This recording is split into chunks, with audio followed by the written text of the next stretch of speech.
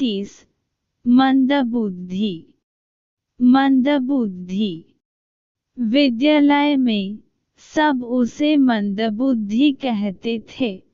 उसके गुरुजन भी उससे नाराज रहते थे, क्योंकि वह पढ़ने में बहुत कमजोर था और उसकी बुद्धि का स्तर औसत से भी कम था।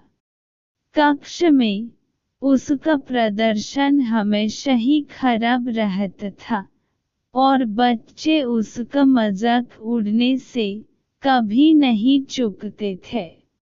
पढ़ने जाना तो मानो एक सजा के समान हो गया था।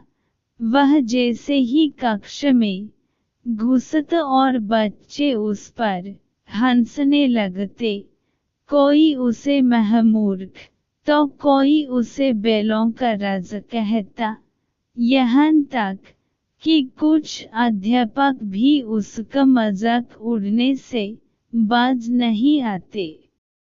इन सब से परेशान होकर उसने स्कूल जाना ही छोड़ दिया।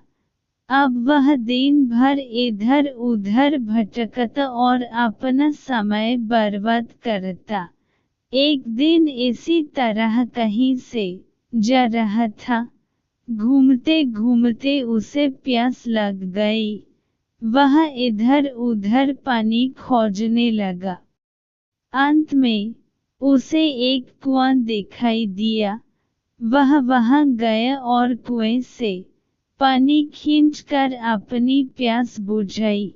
अब वह काफी थक चुका था, इसलिए पानी पीने के बाद वहीं बैठ गया। तभी उसकी नजर पत्थर पर पड़े उस निशान पर गई जिस पर बार बार कुएं से पानी खींचने की वजह से रस्सी का निशान बन गया था।